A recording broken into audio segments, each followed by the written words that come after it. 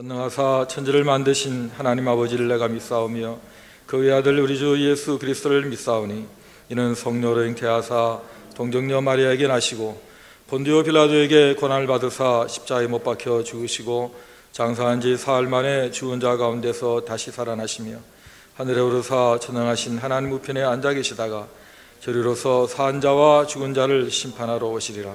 성령을 믿사오며 거룩한 공예와 성도가 서로 교통하는 것과 죄를 사하여 주시는 것과 몸이 다시 사는 것과 영원히 사는 것을 믿사옵나이다. 아멘.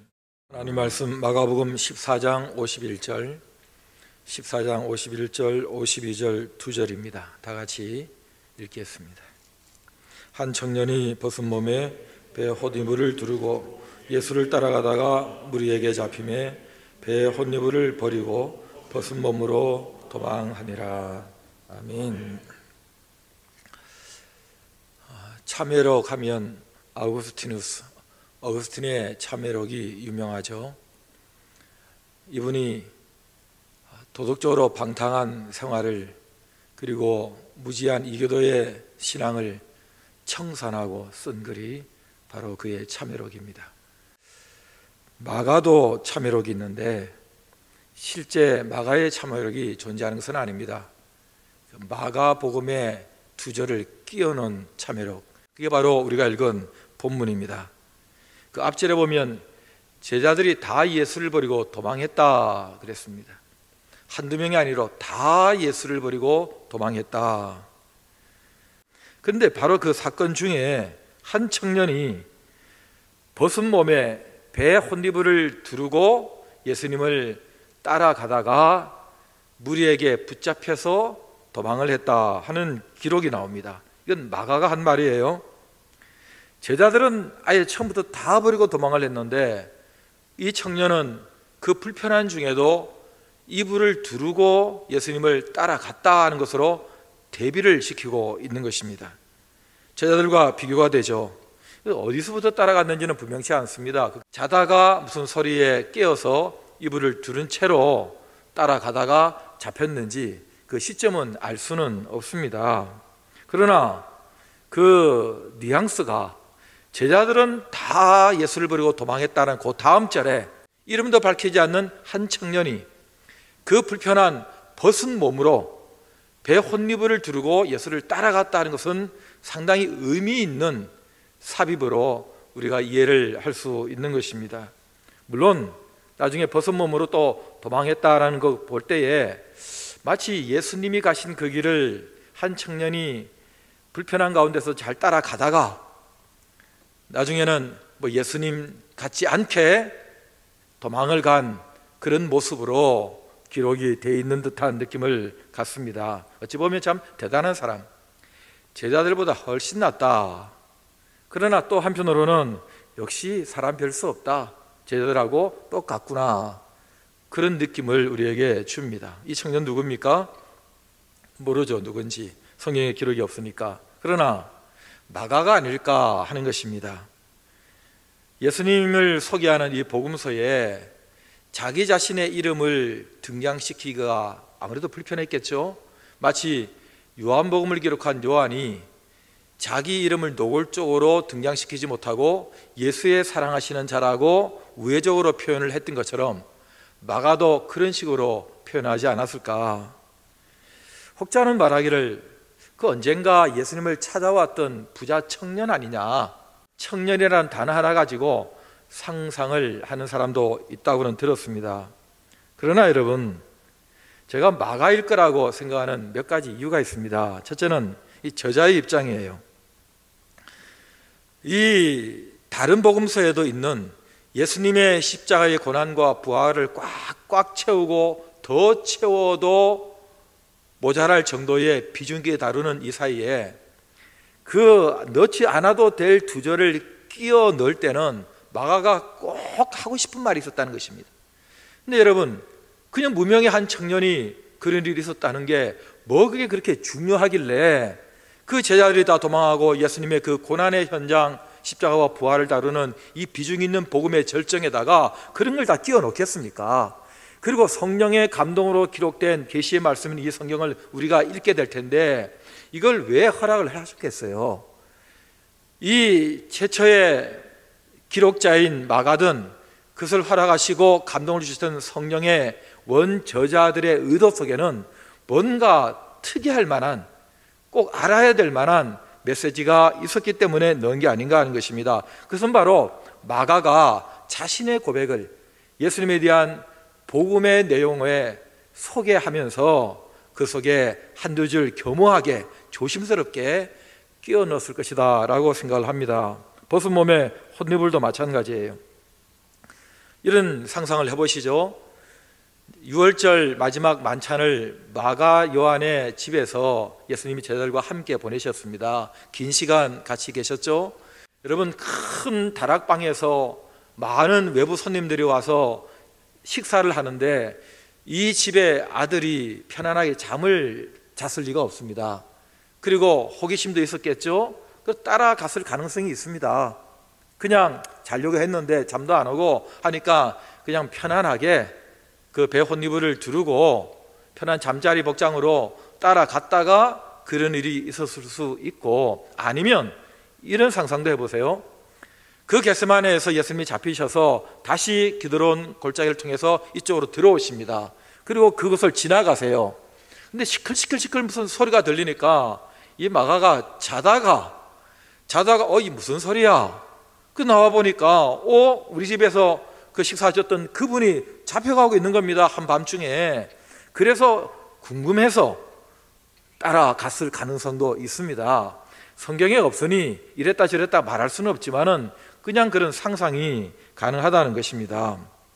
이 사딘, 헬라어 음력으로 시돈이라는 이 배천이 그저 길거리에서 아무나 입고 살 수 있는 그런 천이 아니라 아주 비싼 부잣집 식구들만 입을 수 있는 그런 옷이라는 거예요. 그걸 볼 때에 예루살렘에 큰 다락방을 가진 제법 그래도 살만한 집의 아들이었기 때문에 그런 배 혼이불을 두르고 있었던 게 아닌가 하는 추측도 가능하고, 세 번째 그 훗날 기록을 이유로 될 수 있는데, 우리가 아는 대로 이 마가 요한이 사도행전 13장 13절에 의하면 바나바와 바울이죠, 쫓아서 전도여행을 같이 갑니다. 도중에 무슨 이유가 있었는지 몰라도 안 좋은 이유로 돌아와요. 이것 때문에 나중에 바나바와 바울이 다시 전도여행을 떠날 때에 이 마가를 데려가자 말자 때문에 심히 크게 다퉜다 그랬어요. 그래서 바나바가 마가를 따로 데리고 서로 갈라지게 된 그 사건을 우리는 사도행전에서 알고 있습니다. 물론 마가가 이 복음서를 기록한 이때는 이미 좋은 예수님의 제자요 전도자가 되었고, 베드로전서 5장 13절에 하면 베드로가 내 아들 마가다 할 정도로 신임을 얻는 훌륭한 크리스찬이 되었습니다. 그리고 바울도 말년에 마가를 데려와라, 그가 내 일에 유익하다 할 정도로 훌륭한 동역자의 자격을 갖추게 되었죠. 거목이 됐습니다. 이런 제자의 수준을 갖추게 된 이 마가가 지난날을 돌아보는 것입니다. 저희가 시작했던 그 제자도의 첫 걸음을 뗐던 그 어설펐던 순간들을 그런 상상을 해보는 거죠. 저는 이 자서전에는 거부감이 좀 있는 편입니다. 대부분의 자서전이 마치 위인전처럼 좋은 점들만 많이 기록해 놓습니다. 약점은 다 감추죠. 그러나 위인전은 남이 쓰잖아요. 그러니까 그 사람을 좀 높이기 위해서 그럴 수 있다고 하지만은 자서전은 자기 얘기를 자기가 하는 건데, 자기가 자기 얘기를, 자기 이미지를 구축하기 위해서 많은 약점들을 감춘다 할 때는 그 정직하지 못한 거 아니냐. 어쩌면 말년에 나이 들어서 죽을 때까지 그렇게 자기 포장을 하는 인간의 이 한계를 벗어나지 못하는가, 그런 좀 부정적인 인식이 저에게 있어서 그런지 자서전 그렇게 해서 점수를 주지 않은 편이었습니다. 물론 유명한 분 같으면 그 자서전을 통해서 그 시대의 비사들을, 그리고 때로는 역사적 팩트를 알 수 있는 좋은 자료가 된다는 점에서 그 자서전이 갖는 유익이 있다는 것도 잘 알고는 있습니다. 그러나 이 그냥 자서전과 달리 참회록, 고백록의 성격을 가진 자서전은 조금 그래도 점수를 줄 수 있다고 생각하는 거예요. 왜냐하면 그것을 참회록, 고백록이라는 이름을 붙이는 것 순간에 좀 더 정직하게 자신을 드러내는, 반성하는 그런 글의 기조를 유지해 갈 것이기 때문에 그렇습니다. 마가는 지금처럼 무슨 타이핑을 하는, 글쓰기가 쉽지 않은 그 시대에 예수님을 소개하는 그 긴 복음서를, 장편의 글을 쓰고 있는데 여기에 자기 얘기까지 이렇게 두 절 끼워 넣는다?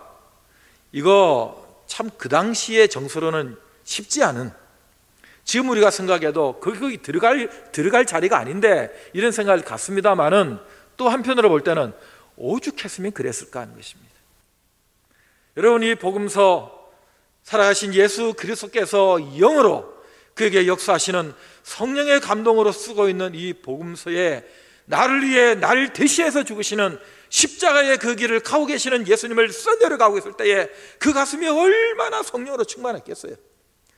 얼마나 감사가 넘쳤겠어요. 얼마나 많은 눈물을 흘렸겠어요. 그런데 그 십자가의 그 고난의 길을 써내려갈 때에 자기에게 있었던 그 작은 한 사건, 나는 그때 뭘 하고 있었는가? 그분의 십자가의 길에 나는 뭘 하고 있었고 도대체 제자들은 뭘 하고 있었는가?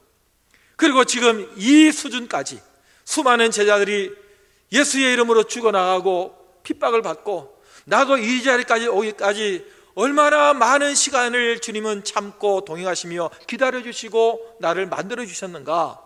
그 생각을 할 때에 내가 뭐라도 내 참회의 글을, 내 고백의 말을 하고 싶다. 어떻게든 이런 사람도 있었고 나도 그런 사람이었다. 나도 제자들처럼 흉내는 냈지만 따라갈 수 없는 내 일생이 그런 삶을 살았다. 그러나 하나님의 은혜로 내가 이 자리까지 오게 되었다는 그 얘기를 하고 싶지 않았을까 하는 것입니다. 따르고 싶었지만 그게 호기심으로 뭔가 해서 겟세마네까지 따라갔고, 나중에는 내가 그래도 내가 예수 믿는 사람인데 내가 복음 전하는 사람이 돼야지 하는 각오를 가지고, 헌신의 마음을 가지고 이 이방지역 밤빌리아 버가까지 선배 사도들 따라서 가기는 했지만, 그러나 내가 끝까지 갈 수 없었던 나의 연약함, 마음 먹는다고 되는 게 아니라는 이 나의 한계, 이런 것들을 데자뷰로 다시 떠올리면서 마가는 예수 그리스도의 복음을 소개하는 그곳에 그때 나도 도망가는 그 자리에 있었던 사람입니다 라는 겸허한 자기 고백을 하지 않았을까? 비록 골고다 죽음의 자리까지는 내가 가지 못했고, 그 사도들의 마지막 그 전도여행 끝까지 내가 완주하지 못했지만 뭐 이런 마음, 저와 여러분들이 수시로 갖는 그런 마음, 결심했지만, 좋은 성도가 되겠다고 마음먹었지만, 내가 하나님의 사역자의 길을 가겠다고 결심했지만, 무슨 일이 있어도 끝까지 나는 제자답게 살겠다고 그 많은 눈물의 시간을 보내긴 했지만, 때로는 겁이 나서, 때로는 내가 포기할 수 없는 내 인생의 그 어떤 무엇 때문에 나는 가다가 돌아온 사람이 아닌가? 나도 역시 흉내냈지만 도망가고 있는 사람은 아닌가? 난 아직 나이도 있고 가족도 있고 그리고 내 꿈도 있는데 마지막 십자가의 죽음의 길까지 내가 어떻게 따라갈 수 있겠는가라는 그 우리의 연약함이 우리를 하여금 부끄럽게 한두 줄 내 인생에 숨겨진 참회록으로 쓰고 싶은 그런 마음, 우리에게 있지는 않는가 하는 것입니다.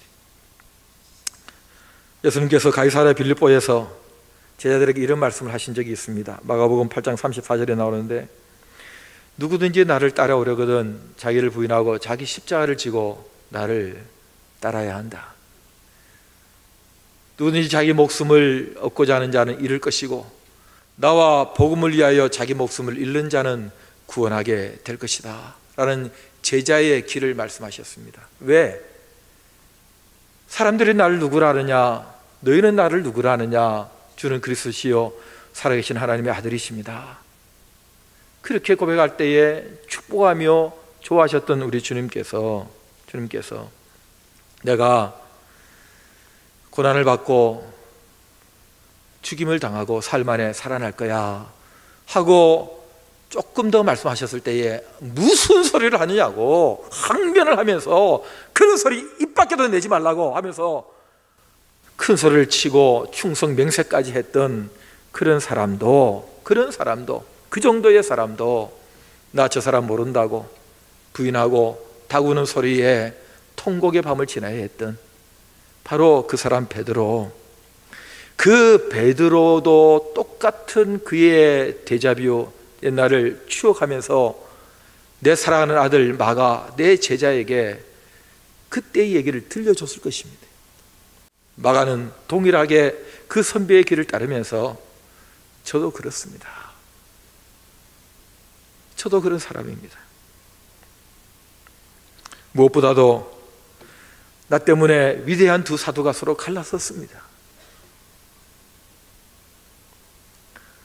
여러분, 나 때문에 누가 싸웠다는 거예요? 단순하게 싸운 게 아니라 위대한 하나님의 사람들이, 그럴 수 없는 사람들이 나 때문에 싸웠다는 거예요. 나 때문에 갈라섰다는 거예요. 여러분, 그게 평생의 그의 아픔이고 그의 상처 아니겠습니까? 저는 목사로서도 얼마든지 이런 간증을 할 수 있습니다. 잘해보겠다고 뭔가 해보겠다는 나 때문에 교회가, 그 누구가, 그럴 수 없는 사람들이 상처를 받고 갈라섰다.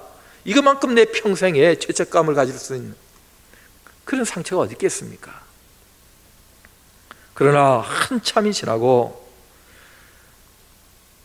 구브로에 바나바를 따라 들어갔던, 그리고 그 이후에 침묵하는 이 성경의 기록은 마침내 복음 전사 마가복음을 기록한 마가의 당당한 모습으로 다시 등장시킵니다. 얼마나 힘들었을까? 얼마나 피땀 흘린 훈련을 했을까? 얼마나 많은 시간을 또 다지고 하면서 그는 마침내 이런 위대한 믿음의 사람으로 다시 일어서게 됐을까? 우리의 거룩한 상상력은 마가의 삶을 추적하고 싶습니다. 여러분, 이 마가가 말년에 이집트 알렉산드리아에서 복음을 전하고 교회를 섬기는 중에 그 영향력을 무서워했던 이교도들의 침입에 의해서 체포됩니다. 그리고 목에 밧줄이 걸려가지고 짐승처럼 길바닥을 끌려다녔습니다. 그리고는 그 일로 인해서 그는 세상을 떠나게 되는데, 여러분, 목에 밧줄이 끌려서 마침내 죽임을 당하는 그 장면, 그리고 마침내 죽은 후에도 그 시신을 그냥 둬서는 안 된다고 화형을 시켜야 된다고 불에 확 태워버렸습니다. 근데 알려진 바에 의하면 그 시신에 불이 붙었는데 갑자기 하늘에서 폭우가 쏟아져 가지고 그 불이 붙지 못하도록 그 시신이 보존되도록 했고, 그 보존된 시신은 마치 이태리의 베네치아까지 운구돼서 그곳에 어느 기념 성당에 지금 안장되어 있다. 뭐 사실인지 모르겠지만 어쨌든 그런 전성은 지금까지 남아있고 그곳에 사람들의 발걸음이 계속되고 있다고 듣고 있습니다. 물론 마가복음은 그렇게 죽임을 당하기 전에 쓰여진 복음서죠. 여러분, 참회록은 글로 씁니다. 그러나 그 글로 쓴 참회록은 삶으로 증명해야 합니다. 어거스틴의 참회록이 오늘날 우리에게 몇 번씩 읽혀지고 있는 중요한 포인트는 그가 그 참회록을 쓴 그 삶이, 그 청산한 삶이 그의 글을 증명하기 때문에 그렇습니다. 지금처럼 우리에게 자신을 뒤돌아보게 만드는 이런 때가 없었다고 생각합니다. 이것은 나 한 사람을 넘어서서 이 시대가, 하나님의 교회가, 우리 모두가 하나님 앞에서 다시 한번 우리 자신을 뒤돌아봐야 할 때입니다. 함께 모여서 예배도 드리지 못하는 이 어려운 때를 지나면서 우리는 깊이 내 자신을 향한 짧은 참회록을 한번 써봤으면 좋겠습니다. 또 쓰고 또 쓰고 또 쓰다 보면 나아지지 않겠습니까? 좀 좋아지지 않겠습니까? 그리고 마침내 마가복음을 기록한 예수님을 당당하게 소개하는 좋은 마가의 수준으로 올라서지 않겠습니까? 이 예수 그리스도의 십자가와 부활의 복음의 절정 사이에 끼어넣은 부끄러운 한두 줄의 이 마가의 참회록이 저와 여러분들의 긴 생애 가운데서 예수님을 따르는 제자도에서 우리를 좀 더 좋은 제자로 만드는 끼어넣는 한두 줄의 우리의 삶의 몸부림이 될 수 있기를 우리 주 예수 그리스도 이름으로 축복합니다. 우리 다 같이 가슴에 두 손을 모으시고 마가처럼 겸손하게 하나님의 은혜로 이 자리까지 왔는데 그 십자가의 죽음의 부활의 그 자리까지 가려고 마음먹으나 갈 수 없는 연약한 우리를 다시 한번 돌아보고 갈 수 있게 만드시는 주님을 의지하는 내 인생의 참회록을 그때그때마다 제대로 써갈 수 있도록 성령님 도와주시옵소서. 우리 다 같이 그 기도하십시다.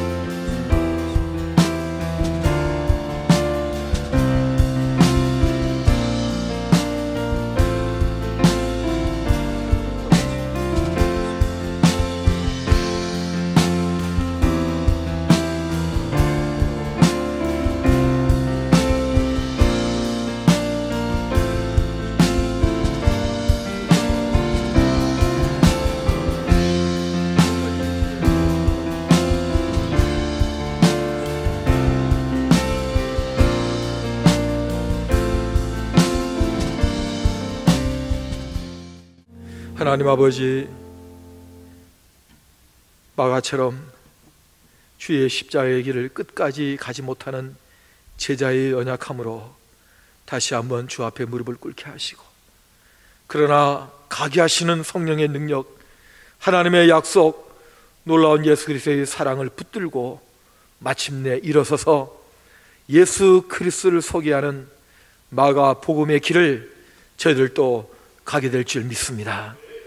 이 예배 받으시고 주님 불쌍히 여겨주셔서 한 사람, 나로 무너진 데를 막아서고 나로 멸하지 못하게 막을 수 있는 한 사람을 내가 찾다가 찾지 못했다는 주님의 그 한탄을 다시 재현하지 않도록 주님 저희들의 교모해진 무릎을 꿇는 기도를 불쌍히 여기시고 저희 서대문 교회 사랑하는 성도들의 기도를, 예배를 받으시고 주님 이 땅 위에 이 모든 전염병을 멈춰 주시옵소서. 불쌍히 여겨 주시옵소서. 다시 일어서게 하시고 다시 교회가 하나님 앞에 겸손하게 무릎을 꿇게 하시고 다시 우리 한 사람 한 사람이 우리 하나님의 십자가에 그리고 부활의 복음을 붙들고 주의 은혜를 구하는 그 자리 우리 하나님께서 긍휼로 덮어 주시옵소서. 우리 주 예수 그리스도의 은혜와 하나님 아버지의 사랑과 성령의 교통하심이 모든 우리 사랑하는 성도들의 예배의 그 자리에 또 기도하는 간절한 그 기도의 무릎 위에 그리고 이 땅 위에 모든 신음하는 많은 한우들과 수고하는 사람들 그리고 구석구석에까지 영원토록 함께 있을지어다. 아멘.